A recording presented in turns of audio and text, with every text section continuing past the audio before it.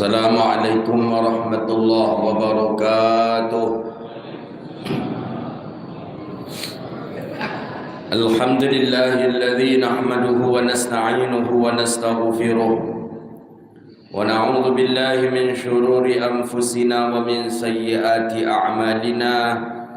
May yahdihillahu fala mudilla lahu wa may yudlil fala hadiyalah. Asyhadu an la ilaha illallah wahdahu la syarika lah wa asyhadu anna sayyidana wa nabiyyana Muhammadan abduhu wa rasuluh wa safiyyuhu min khalqihi wa habibuh ballagha ar-risalata wa adda al-amanata wa nasaha al-ummah wa kashafa Allahu bihi al-ghummah wa jahidun fi sabilillahi hatta atahu al-yaqin. Salawatu rabbi wa salamuhu alayka ya sayyidi ya Rasulullah. Allahumma salli ala sayyidina Muhammadin tibbil qulubi wa dawaiha wa afiyatil abdani wa shifaiha wa nuril absari wa diyaiha wa ala alihi wa ashabihi bi'adadin kulli ma'lumillah. Kita memuji Allah dengan mengucapkan kalimat alhamdulillahi rabbil alamin. Dengan izin Allah kita masih bisa duduk di majlis di tempat yang mulia ini. Mudah-mudahan selama kita duduk di sini Allah ampuni dosa kita. Amin. Allah terima amal ibadah kita dan Allah jauhkan kita dari bala dan wabah. Amin ya rabbal alamin. Salawat dan salam kepada Nabi yang agung, Nabi yang mulia, Sayyidina Rasulullah Muhammadun sallallahu alaihi wasallam. Allahumma salli wa sallim ala Sayyidina Muhammadin wa ala alihi wa sahbihi ajma'in. Bapak Ibu yang dirahmati Allah, hari ini kita akan membahas dan mengkupas hadis Nabi Yunus sallallahu alaihi wasallam fi fadlatil haram, tentang fadilah daripada dua haram. Apa maksud dua haram di sini? Allah berfirman dalam Al-Quran, "Iddatash syuhuri 'indallah 12 syahran fi kitabillah." Bulan Allah berikan kepada kita ada 12 bulan. Yang 12 bulan itu arba'atul hurum. Disebut 4 bulan haram. Apa maksud 4 bulan haram? 4 bulan mulia. Kata Sayyidina Anas ibni Malik, salathatun mutawalliyat, 3 berturut-turut, 1 yang terpisah. Baina Jamadin wa Sya'ban, di antara Jamadin dan Sya'ban, Jumadil akhir dan Sya'ban. Ada di antaranya 1 bulan namanya bulan Rajab. Bulan haram 4, Zulqa'dah, Zulhijjah, Muharram. 1 yang terpisah Rajab. Ini bulan haram ini kita hari ini. Apa keistimewaan bulan haram ini? Haram, fala tazlimu fihinna anfusakum. Bulan haram itu bulan mulia. Saking mulianya bulan haram itu, Allah Subhanahu wa ta'ala yang mengkhususkan bulan ini. Fala tazlimuhunna, tak boleh kita melakukan kezaliman dalam bulan ini. Jadi bulan Rajab ini bulan mulia. Bahkan status kemuliaan bulan Rajab kal biladil haram, sama statusnya dengan tempat haram. Maka kalau dalam fiqih itu, dalam hadis itu, dalam kitab Jami'us Shaghir, kemudian dalam Jami'ul Ahkam, Al-Imam Ibn Rajab Al-Hambali itu, Lataiful Ma'arif fi Mawasim wal Mawarif. Bulan yang haram itu ada 2 nih. Ada zamanun haram, ada makanul haram. Ada masa waktu haram, ada tempat haram. Jadi ada waktu mulia, ada tempat mulia. Masa haram itu 4. Zulqa'dah, Zulhijjah, Muharram, Rajab.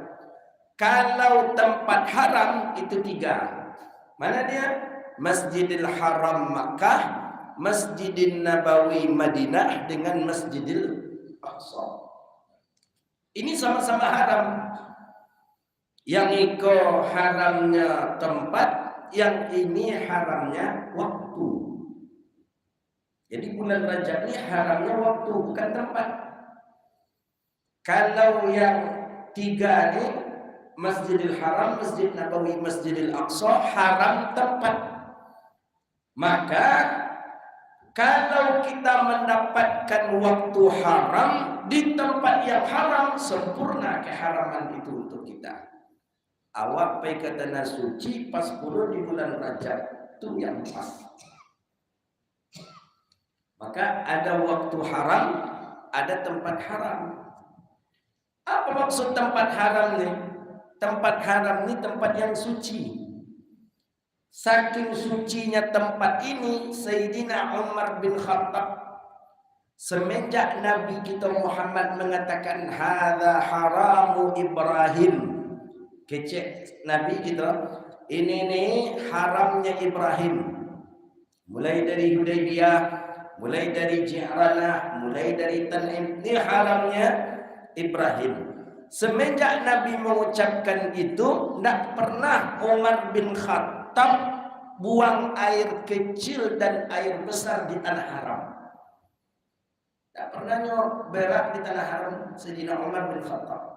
Kenapa? Memuliakan tanah haram. Tanah suci, Pak. Saking sucinya orang bernajis tak boleh masuk. Siapa bernajis? Orang kafir. Orang kafir tak boleh masuk tanah haram. Kan dah tulis tu. Bidayatil haram mamnu'u li ghairi muslimin. Permulaan tanah haram dilarang masuk bagi orang non muslim. Orang kafir tak boleh masuk. Kenapa? Dia bernajis. Di mana najisnya? Sama tentu. Kenapa di mana najis orang kafir? Ini nak bersunik di situlah najis cik baru. Nah, tanah suci. Makanya orang-orang tua-tua kita dulu kalau dia ke Makkah mana? Ke tanah suci. Dan mohon izinnya, mohon maaf, kami besok insya-Allah akan berangkat ke tanah suci. Jarang orang tua-tua kita dulu menyebut kami ke berangkat umrah, kami ke berangkat haji. Nah, jarang. Laki ni aja orang banyak menyebut umrah haji itu. Dulu enggak, dulu agak disembunyikan identitas haji dan umrah. Yang agak dimunculkan apa? Ke tanah suci. Kenapa tanah suci? Nah, bayangkan Sayyidina Umar bin Khattab, tarasuriknya ke Pangayi Ketek, ke Pangayi Gedang, perginya ke Ji'ranah, perginya ke Hudaybiyah. Lumayan jauh tu 4 kilo, Pak. Dan ambilnya bodohnya perginya di situ nya Pangayi Gedang. Begitu dalam riwayat hadis. Awak ada jemaah haji, jemaah umrah pada itu. Sakit parit di mana pada Lampung aja.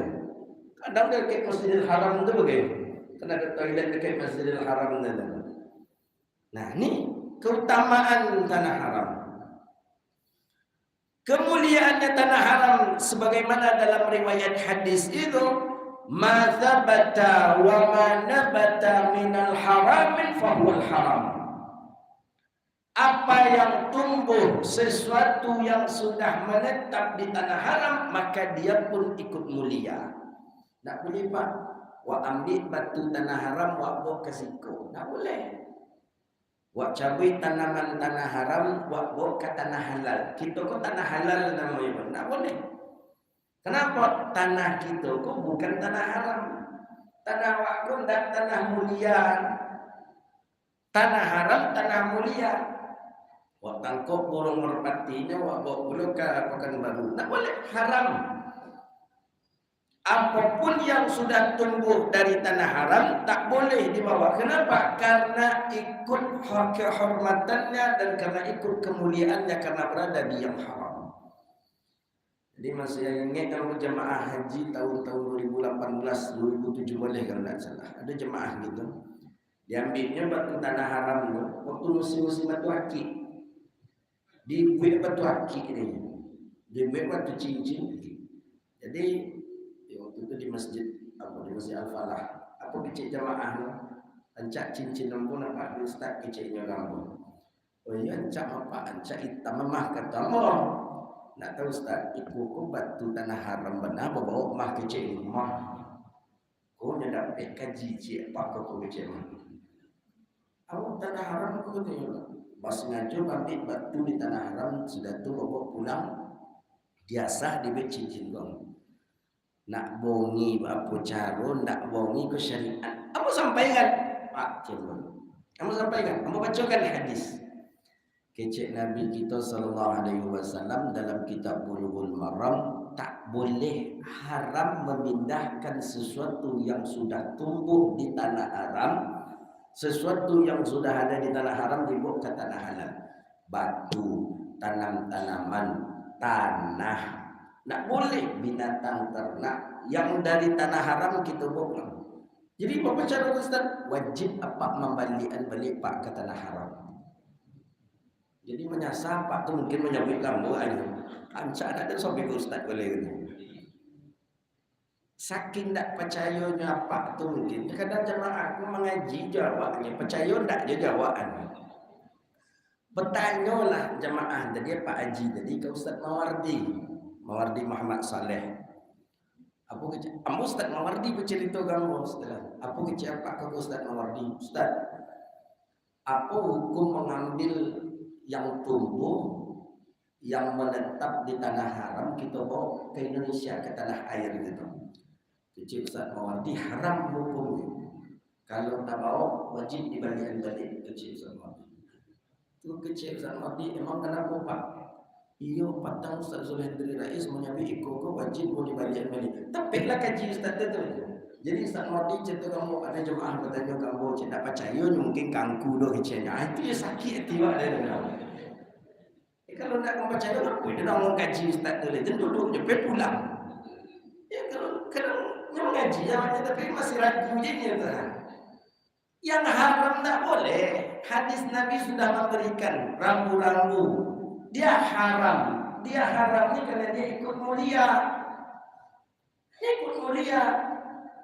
Maka kerana dia ikut mulia itulah dia tak boleh dipindahkan ke tanah yang ini tidak mulia. Bayangkan saking mulia dia Bapak Ibu yang dirahmati Allah. Kata Sayyidina Abdullah bin Umar, juga kata Umar bin Al-Khattab, yudha'af dilipat gandakan likulli khairin wa syarrin, setiap kebaikan dan setiap keburukan dilipat gandakan. Sembahyang di tanah haram dilipat ganda pahalanya. Bersedekah kita di tanah haram dilipat gandakan pahalanya. Maka Nabi ketika di stop di Hudaybiyah, masih ingat Bapak riwayat hadis, Nabi lah 7 tahun di Madinah. Indah tak lama nak ke Madinah, ke Makkah 7 tahun. Rindu Nabi pulang kampung. Kecik Rasulullah ke sahabat, ishtaqi ila Makkah. Aku rindu sekali ke Makkah kata Rasulullah. Rindu sekali ke Makkah kata Rasulullah. Kata sahabat, rancak buat tunggulah sebentar lagi ya Rasulullah. Sudah banyak kaum muslimin nanti di Makkah, baru kita masuk, baru kita datang ke Makkah. Tapi memang kalau rindu itu tak bisa dihalang. Tabuju lalu terbelintang patah. Pergi Nabi pagi-pagi diqur'ah oleh Rasulullah istrinya. Qur'ah itu diundi. Memang ini syariat Islam. Kalau istri lebih daripada satu, kalau ingin kita musafir maka mesti harus qur'ah. Itu dalam fikih Pak.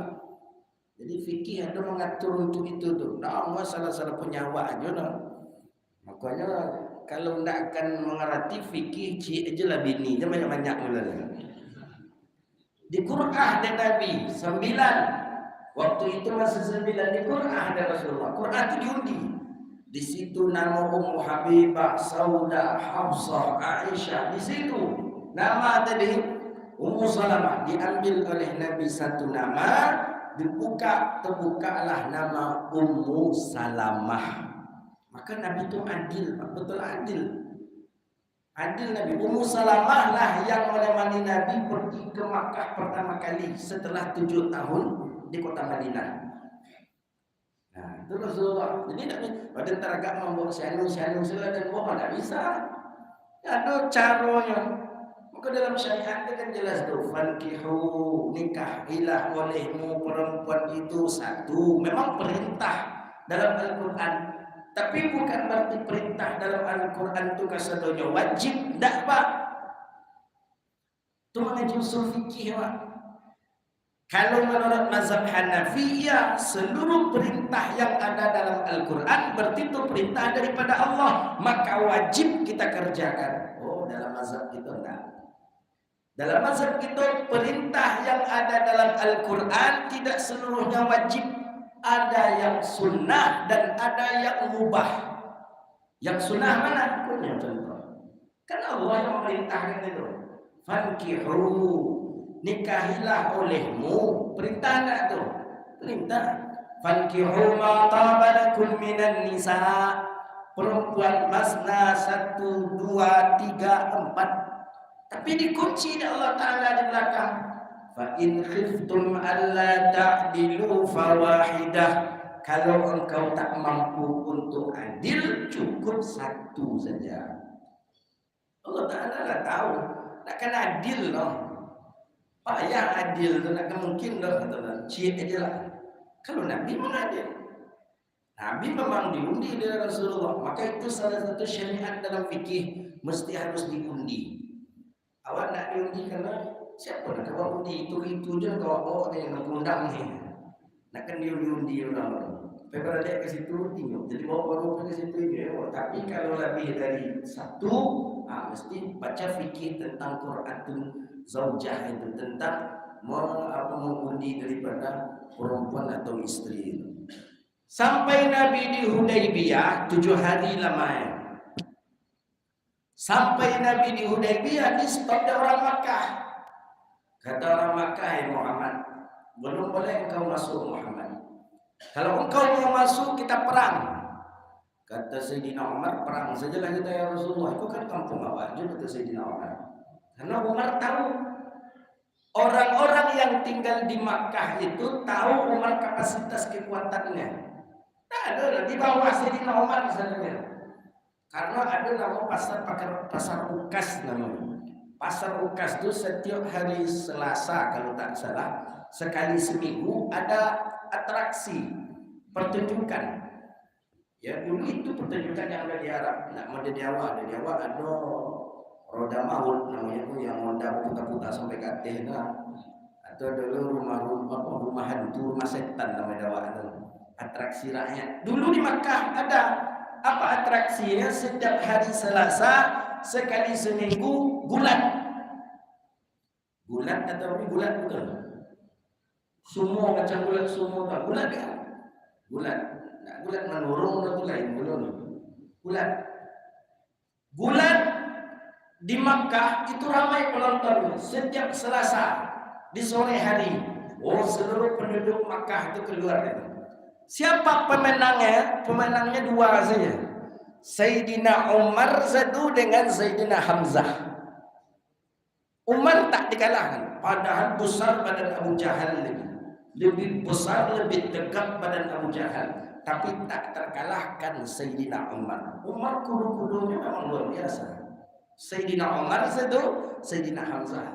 Maka ketika dua ni masuk Islam, berwibawa betul Islam ketika itu di Makkah. Maka Sayyidina Umar tahu. Kata Sayyidina Umar, perang aja lah gitu ya Rasulullah. Tahu isi gini kau punya cemen sesudah gitulah kira-kira bahasa Sayyidina Umar. Kecek Nabi dah awak lebah ihram kecek Rasul. Nabi lah berihram. Di stop Nabi. Lama Nabi di stop. Sampai 4 hari di Hudaybiyah. Ini yang akan saya kongsikan. Apa? Setiap Nabi akan melaksanakan salat, Nabi berjalan 50 meter. Tidak langsung di situ Nabi salat. Bekolah siap salat, Nabi balik ke situ balik.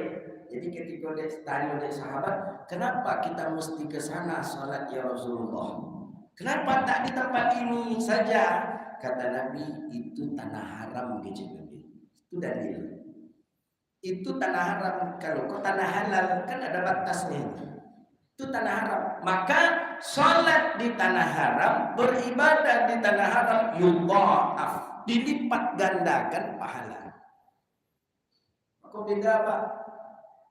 Bersedekah awak di tanah haram berbeda dengan bersedekah di Panam. Semayang awak di tanah haram berbeda salat di Pekanbaru. Begitu juga minasyarrin, daripada kejahatan atau maksiat. Maksiat boleh tunjuk. Berbeda antara maksiat kita di tanah haram dengan maksiat di situ. Berbeda dosanya. Yudha'af, dilipat gandakan. Dilipat gandakan dosa. Apa?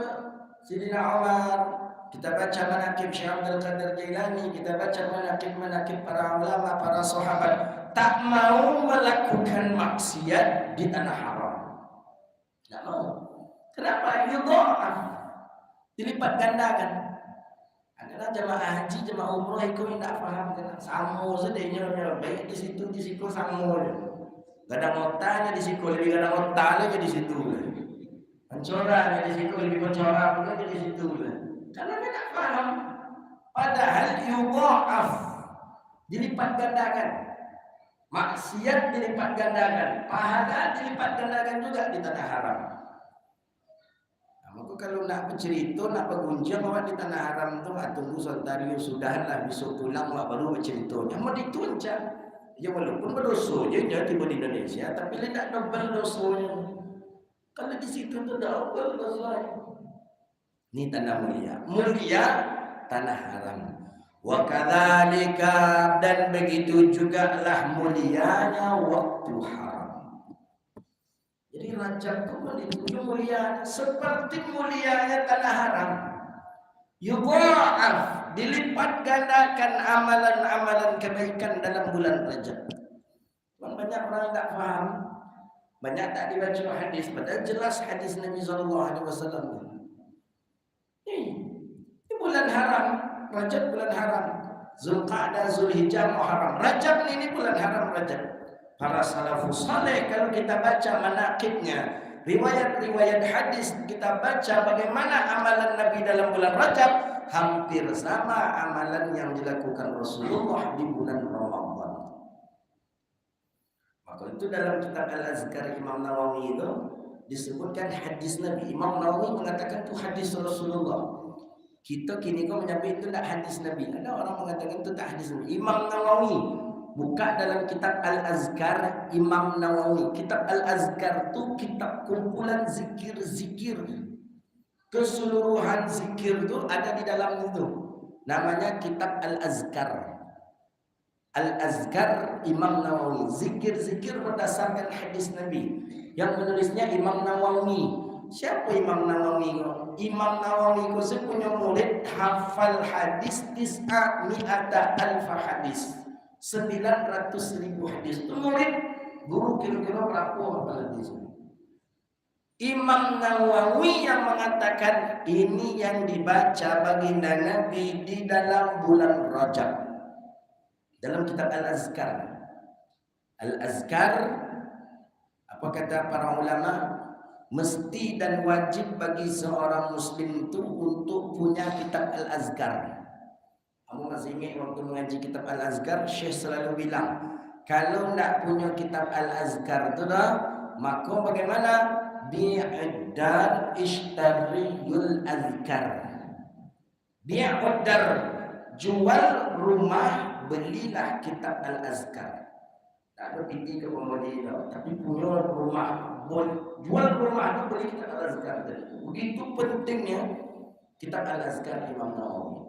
Bi'udar istariyul azkar. Bagus Pak, beli kitabnya. Kalau tak salah sudah ada terjemahannya. Al-Azkar karangan Imam Nawawi. Tapi hati-hati, ada pula Al-Azkar Imam Nawawi tapi sudah dirobah-robah oleh Syekh Albani. Namanya As-Sahih fil Azkar An-Nawawi.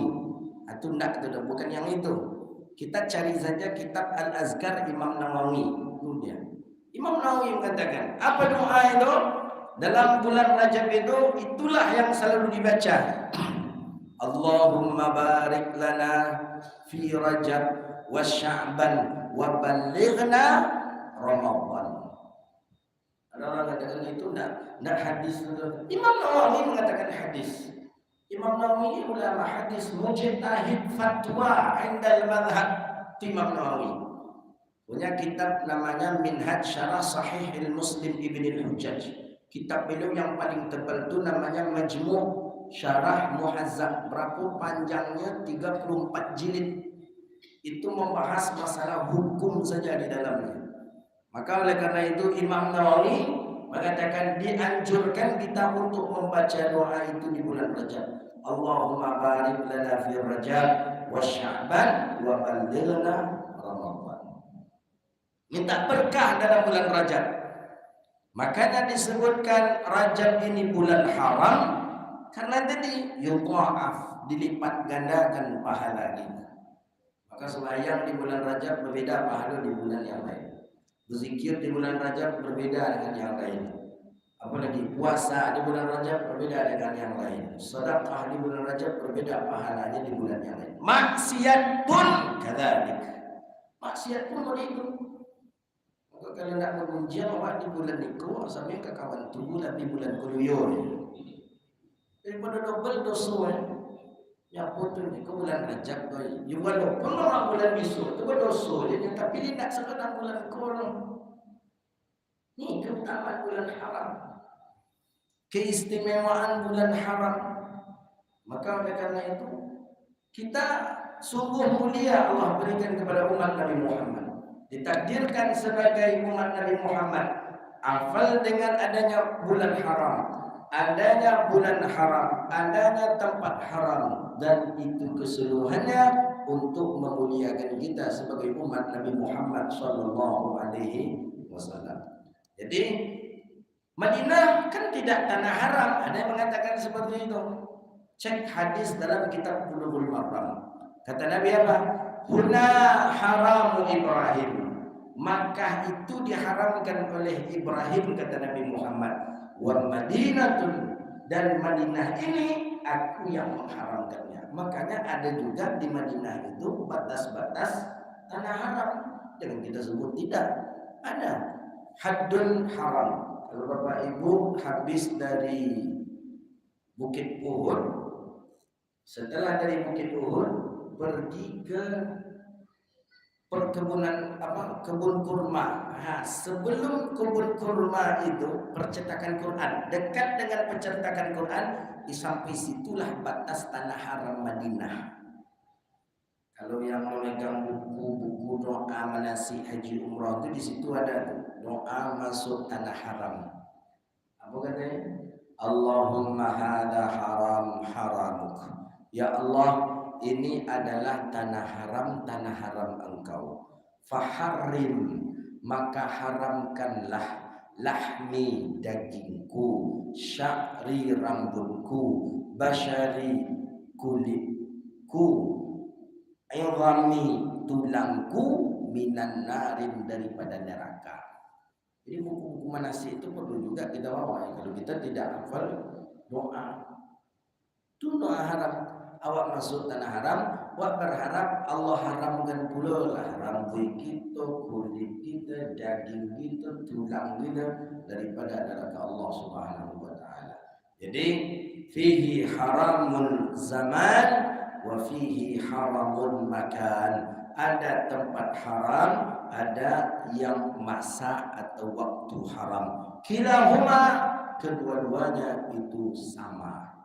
Diberi pahala apabila kita melakukan amalan saleh lipat ganda, begitu juga dengan dosa berlipat ganda juga kalau kita bermaksiat kepada Allah Subhanahu wa taala. Karena Allah sudah mengatakan dalam Al-Qur'an, fala tazlimu fihinna, jangan kamu menzalimi dirimu. Apa maksud menzalimi? Tak boleh bunuh membunuh.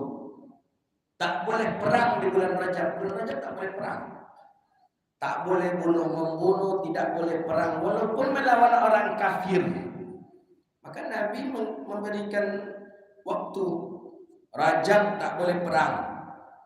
Zulqa'dah, Zulhijjah, Muharram tak boleh perang. Kira-kira apa hikmahnya? Kenapa Rajab tak boleh berperang? Kenapa Rajab tak boleh berperang? Karena dia bulan haram, bulan istimewa. Apa keistimewaan Rajab ini? Di antara keistimewaan Rajab ini ada peristiwa di dalamnya Isra wal Mi'raj. Zulqa'dah kenapa tak boleh perang? Persiapan haji. Zulhijjah kenapa tak boleh perang? Sedang melaksanakan haji. Muharram kenapa tak boleh perang? Ya karena orang sedang berbahagia dengan peristiwanya hijrah dari Makkah ke Madinah. Maka yang empat disebut dengan bulan haram. Jadi kalau kita dah berada di bulan haram ini, maksimalkanlah ibadah. Maksimalkan ibadah. Kalau kita baca riwayat hadis Sayyidah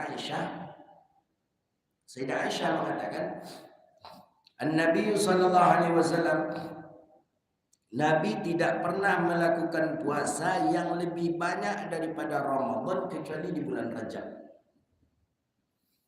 Kecuali di bulan Rajab. Dalam satu riwayat lain, lebih banyak puasa Rajab Nabi dibandingkan puasa Sya'ban. Rajab ini sampai Nabi berpuasa 15 hari. Sya'ban tidak. Maka Rajab ini bulan yang mulia. Maka salah satu syariat yang tidak ditentukan kapan saja kita berpuasa itu adalah bulan Rajab. Di bulan Rajab puasa hari Sabtu boleh. Di bulan Rajab puasa hari Jumat saja boleh. Puasa Rajab tapi di hari Jumat. Di bulan Rajab ni saja tiba-tiba apa puasa hari Rabu boleh puasa Rajab di hari Rabu. Ini syariat. Tapi di bulan lain tak boleh puasa di hari Jumat saja, tak boleh dalam bulan Rabiul Awal, tak boleh puasa hari Sabtu saja juga tak boleh. Tapi di bulan Rajab, bi ayyi sababin, dengan kapan saja dan tanggal berapa saja kita berpuasa dibolehkan. Nak tanggal 1 nyawa puasa, nak tanggal 3 boleh nyawa puasa, nak tanggal 10 puasa, nak tanggal 20 boleh. Maka oleh karena itu Bapak Ibu yang dirahmati Allah, masih ada sisa Rajab lagi, maksimalkan ibadah kita. Kalaupun wak ada pergi ke tempat yang haram, tapi bisa berada di bulan yang haram, itu anugerah yang Allah berikan kepada kita. Maka banyak-banyak duduk di majelis ilmu, banyak-banyak datang ke pengajian, banyak-banyak dengan ibadahnya, karena yudha'af, dilipat gandakan seluruh amal soleh kita. Dan begitu juga ketika kita maksiat, dilipat gandakan juga daripada dosa kita. Siapa pula dosa ingin dilipat gandakan? Dosa lalu aja dan tampuni dan dapat tambah melipet pula begini. Tentu rugi betul kita. Maka mudah-mudahan Allah berkahi kehidupan kita dunia wal akhirah, dan Allah jauhkan kita dari bala dan wabak. Amin ya rabbal alamin. Cuma saya perhatikan banyak orang yang lengah di bulan Rajab ini. Banyak, mungkin tidak ada yang menyampaikan atau macam mana tak tahu. Kalau kita perhatikan orang umrah bulan Rajab memang banyak. Dari dulu lagi kita baca riwayat-riwayat itu banyak orang melaksanakan ibadah umrah itu di Rajab, satu di bulan Ramadan saja. Ya kemarin kita baru balik umrah hari Rabu, luar biasa. Padatnya luar biasa. Roditnya hotel luar biasa. Karena tadi orang mencari kesempatan berada di tanah haram, pas pula di bulan yang haram.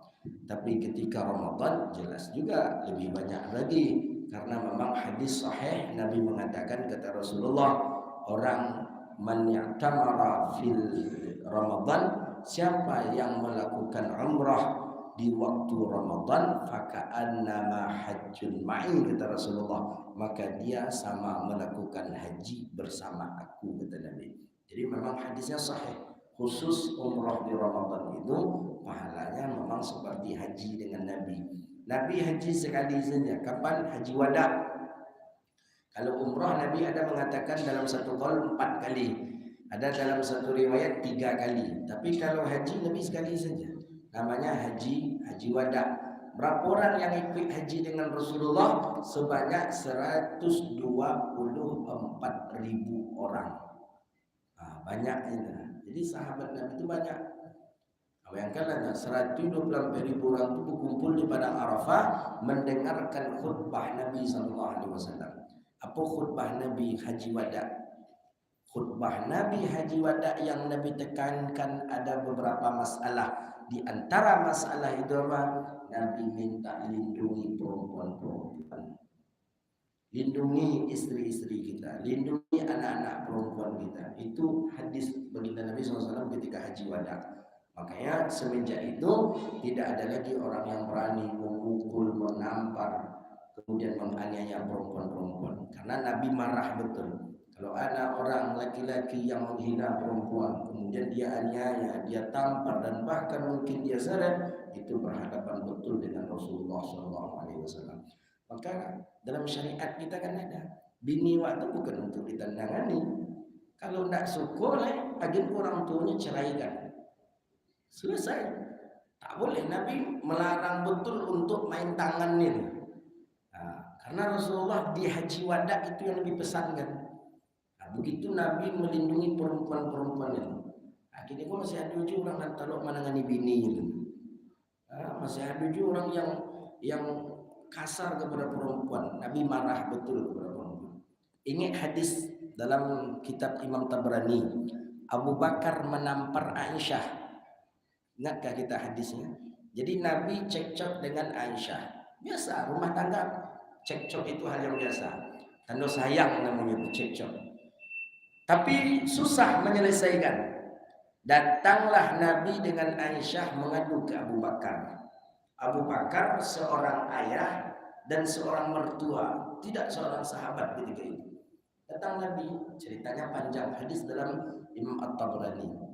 Datang Nabi dengan Sayyidah Aisyah. Sayyidah Aisyah duduk di samping Nabi, Nabi di depan Abu Bakar. Kata Abu Bakar, ada apa? Kata Nabi, aku ada masalah sedikit dengan Aisyah dan aku meminta engkau yang menyelesaikannya. Baik, kata Abu Bakar. Apa kata Abu Bakar? Siapa di antara kalian berdua yang akan berbicara terlebih dahulu? Jawaban Nabi, biarlah Aisyah. Karena Aisyah anak perempuannya, dialah Aisyah mengadu ke ayahnya dulu. Itu tujuan Rasulullah. Tapi kata Aisyah, enggak ya, biarlah Nabi Muhammad, biarlah Rasulullah dulu. Tapi la takdzib. Tapi jangan bohong ya. Pakai kalimat jembeluto tuh. Marah Abu Bakar. Abu Bakar marah, langsung ditampar oleh Abu Bakar anak perempuan. Tak pernah Abu Bakar menampar anak perempuan. Tak pernah Abu Bakar menampar Aisyah, anak yang paling disayangi Abu Bakar. Ditampar. Ketika melihat ayahnya marah seperti itu, Abu Bakar lari ke belakang. Dipeluknya Nabi, Aisyah lari ke belakang. Dipeluknya Nabi oleh Aisyah, minta perlindungan karena ayah sudah marah. Apa kata Rasulullah kepada Abu Bakar? Jituka, aku datang kepada engkau hai Abu Bakar, bukan engkau menampar istriku, tapi aku ingin engkau menyelesaikan masalahku. Nabi benci sekali, Nabi seorang laki-laki kasar kepada perempuan. Apa jawaban Abu Bakar? Tapi ya Rasulullah, aku tidak mengizinkan anak perempuanku yang meragui kejujuran seseorang yang sudah diakui kejujurannya oleh Allah. Nabi yang mengakui kejujurannya oleh Allah. Innaka la'ala khuluqil azim. Akhirnya tapi kata Rasulullah, masalah itu sudah selesai ya Abu Bakar. Ya apa selesai? Karena mau nyepolok Nabi dari belakang, selesailah masalahnya. Jadi rumput tanpa wayah cakut itu dia yang menyelesaikan masalah. Tidak jadi loh. Tapi masalahlah selesai kecil Rasulullah. Tadi nak mau nyepolok Nabi itu. Tapi dia hanya tampung ayat tadi. Jadi begitu. Jadi inti kajian kita ini, Rajab bulan mulia, Rajab bulan haram, maka lakukanlah amalan-amalan soleh yang banyak di dalamnya, dengan puasanya, ibadah salatnya, dengan zikirnya, dengan sedekahnya, dan umpamakanlah sebagaimana para sahabat Nabi dan Nabi SAW melakukan Rajab ini seperti ibadah di dalam bulan Ramadan. Itu kajian kita pada hari ini. Mudah-mudahan bermanfaat dan Allah berkahi kehidupan kita dunia wal akhirah. Subhanakallahumma wa bihamdika asyhadu an la ilaha illa anta astaghfiruka wa atubu ilaik. Rabbana taqabbal minna innaka antas samiul alim wa tub 'alaina ya maulana innaka antat tawwabur rahim. Rabbana wa atina ma وعدتنا على رسولك ولا تخزنا يوم القيامة إنك لا تخلف الميعاد ربنا آتنا في الدنيا حسنة وفي الآخرة حسنة وقنا عذاب النار وصلى الله على سيدنا محمد وعلى آله وصحبه أجمعين والحمد لله رب العالمين. Assalamualaikum warahmatullahi wabarakatuh. Terima kasih.